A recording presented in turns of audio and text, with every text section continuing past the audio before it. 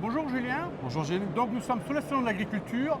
Ce matin, vous avez présenté le programme agricole du parti, des LR. En quelques mots, c'est quoi les lignes essentielles de ce programme? Nous, l'objectif, c'est de donner une perspective, une vision claire pour le monde agricole. Et dans cette perspective et dans cette vision claire pour le monde agricole, nous, on assume de produire. On assume que l'agriculture française redevienne la première puissance agricole européenne. Elle ne l'est plus. On assume de dire qu'en France, on veut donner les moyens aux agriculteurs français de produire. Et ça passe par des mesures fortes.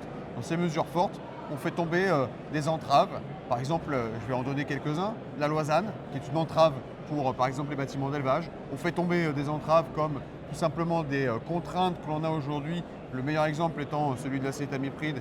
Ce sont des contraintes franco-françaises que nos voisins européens n'ont pas. Les 26 pays sur les 27 de l'Union européenne utilisent ce genre de substance, pas la France. Pourquoi? Parce qu'on a fait le choix idéologiquement en France de l'interdire. Et donc en fait, on casse ce genre de contraintes.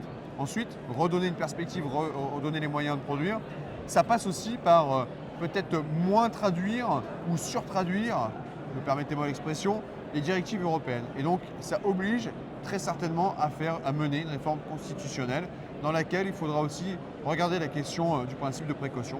Donc ce programme a une ambition claire, donner les moyens aux producteurs français, aux éleveurs français d'assumer leur vocation, tout simplement d'être des acteurs économiques. Et ainsi, on leur permettra aussi de se verser un revenu digne. Revenir sur le principe de précaution qui ne touche pas que le monde agricole. Est-ce qu'en ce qui concerne plus particulièrement le monde agricole, la loi sur la biodiversité, vous êtes prêt à revenir dessus aussi? C'est le débat qu'on devra avoir. En tout cas, nous, aujourd'hui, on assume de dire qu'il faut revoir le principe de précaution parce qu'il crée des contraintes complémentaires. On assume de dire qu'il faut regarder l'article 55 de la Constitution aujourd'hui pour faire que le droit français soit prioritaire sur le droit européen. On assume de dire qu'il y a des traductions aujourd'hui des directives européennes en France qui ne sont pas dans le sens des producteurs français. Donc on assume de s'attaquer à cette question-là. Ensuite, ce sera au débat d'être mené. Évidemment, on ne va pas aller contre la biodiversité, on ne va pas aller contre l'environnement, mais il y a un bon équilibre à trouver. Mais la loi sur la biodiversité inscrit quand même un certain nombre de principes environnementaux qui finalement entravent aujourd'hui l'agriculture. Mais la loi biodiversité, en fait c'est la loi de Madame Pompili en réalité, était une loi purement idéologique. Elle n'est fondée que sur de l'idéologie et pas sur la science. Donc il est bien là le problème. Il faut revenir dessus. Il faut évidemment revenir dessus. Alors le programme tel qu'il a été présenté par votre président de groupe, votre président de parti, Bruno Retailleau, est-ce que c'est le programme de Bruno Retailleau, candidat aux élections présidentielles, ou c'est le programme du futur candidat des élections présidentielles pour votre parti? C'est le programme du parti. Et moi, j'œuvre pour le parti avec les propositions qui ont été faites. Et chaque candidat devra s'en inspirer. Et on espère qu'il s'en inspirera le plus. Libre au candidat ensuite, qui sera désigné, d'apporter sa touche, d'apporter des éléments complémentaires, évidemment.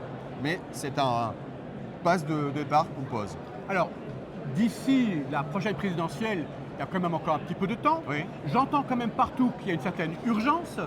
La loi d'urgence aussi, qu'est-ce que tu en penses?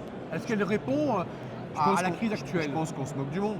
Se moquer du monde. Quand on nous dit le 13 janvier qu'il faut une loi d'urgence, on est le 25 février, il n'y a toujours rien sur la table. On nous dit qu'on vient consulter pour essayer de voir ce qu'il faut mettre dans la loi d'urgence, faire des courses.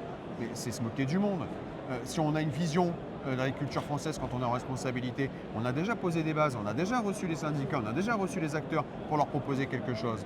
Quand je vois aussi que cette loi d'urgence ne sera pas examinée au Sénat avant juin, ça veut dire qu'elle ne sera pas examinée à l'Assemblée nationale avant octobre. Mais elle n'a rien d'urgence, cette loi d'urgence. On se moque du monde.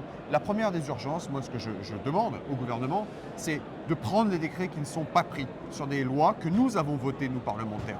La loi du plomb, la moitié des décrets ne sont pas pris. Prenez-les maintenant.